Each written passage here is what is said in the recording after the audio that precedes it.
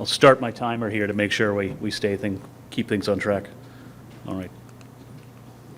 Figured out how to use a clicker. All right, good morning, everyone, and thanks for your attending.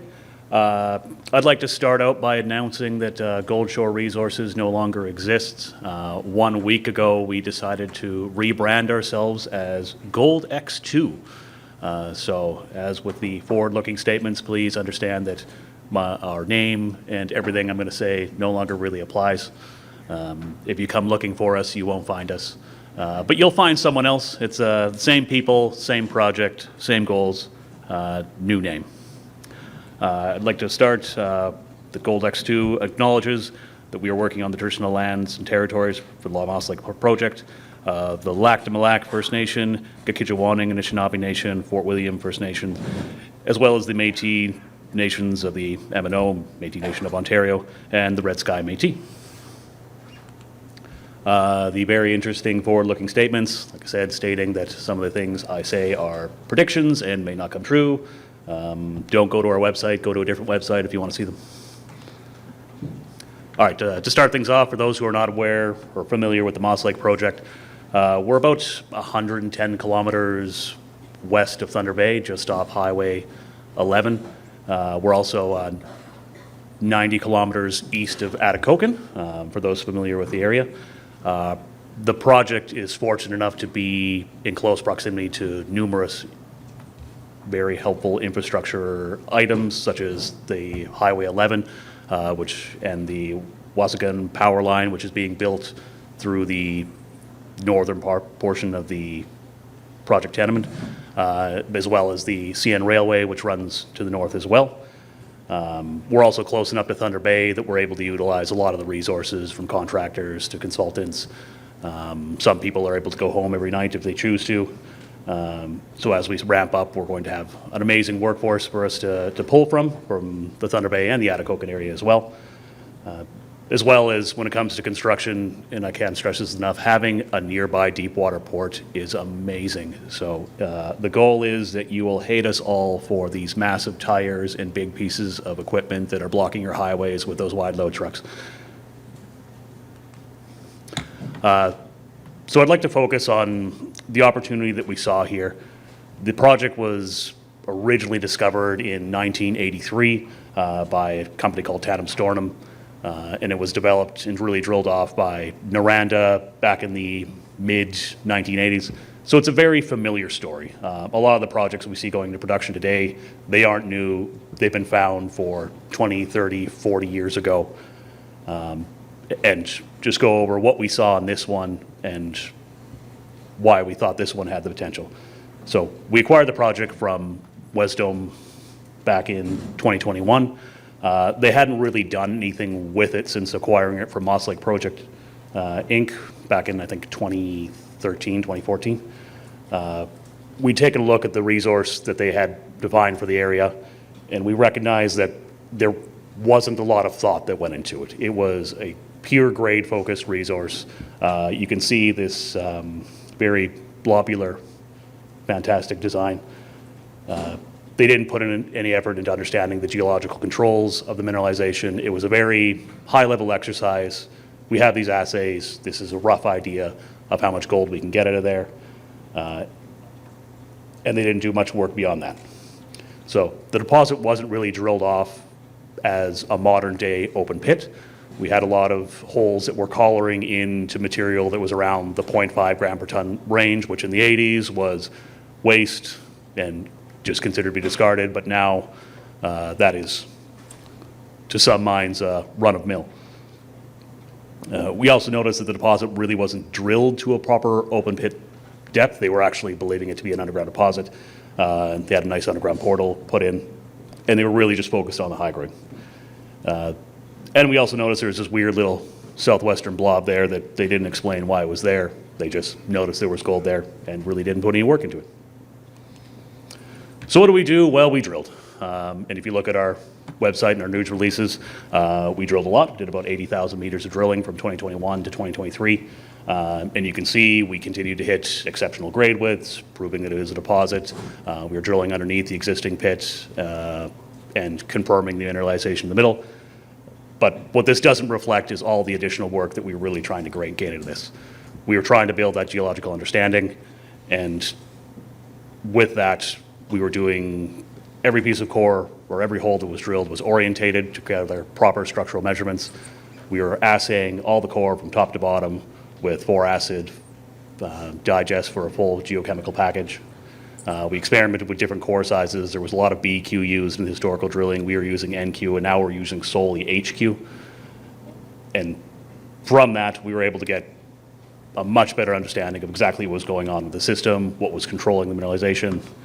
And the results from that can be shown in the resource growth. What we inherited was a historical resource of 1.37 indicated, 1.75 inferred. And through our drilling, we've increased that to now 1.5 million indicated and 5.2 million inferred.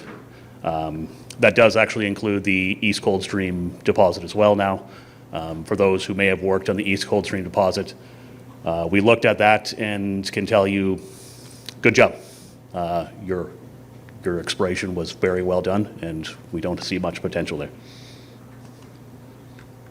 So we didn't stop there. We've recently completed another 20,000 meters of drilling focused on what we kind of figured was the low-hanging fruit guided by the geological information. So what we noticed was there was the zone, the main zone, which is on the eastern side. There was no drilling along strike of the northern portion of it, north of what we call the QES zone, and we can call that the Superior on target. And as mentioned with that southwest blob, there was no reason for it to not connect to the main deposit. It was just, there was no drilling done in between the two.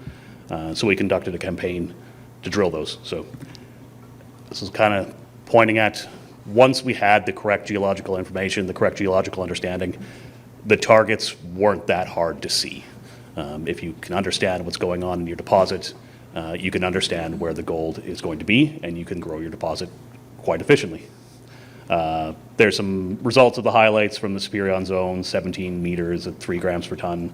Some of the results from the southwest zone and areas that we found new mineralization, 79 grams at 1.38. So there is more gold there to be found. We look forward to updating that. And associated with that is it's no fun to just explore your same deposit. We want to find more deposits because it's what we do. It's what really motivates geologists. So we've also embarked on a more regional campaign, and for most of the areas around here, anytime you're in near Thunder Bay, everything's been explored for 50 years. So we ran a massive geophysics campaign, knowing that pretty much every inch of this had been covered by some form of geophysics campaign, but this was the first one that covered the entire area using one uniform system so we could properly compare things. And the other thing that was new was we did a universal bedrock geochemistry campaign, and this was something I'd never tried before, but it's very looking forward to the results, where in 2024, we sent our guys out and we collected a sample every 100 meters on a grid across this entire block. Thousands and thousands of samples. And then for those who are familiar with Northern Ontario, half of Northern Ontario is a swamp. So we brought in a drill and we drilled a hole every 100 meters just to tag that first 3 meters of bedrock. So we now have a universal coverage of all the geochemistry on roughly 100 meter to 200 meter spacing. We were a little bit lower spacing in the swamps because it's terrible drilling in swamps. But we're gonna have a great data set. We're currently compiling that to form our next GenX targets, which will be happening next year. And that kind of concludes the Goldshore phase.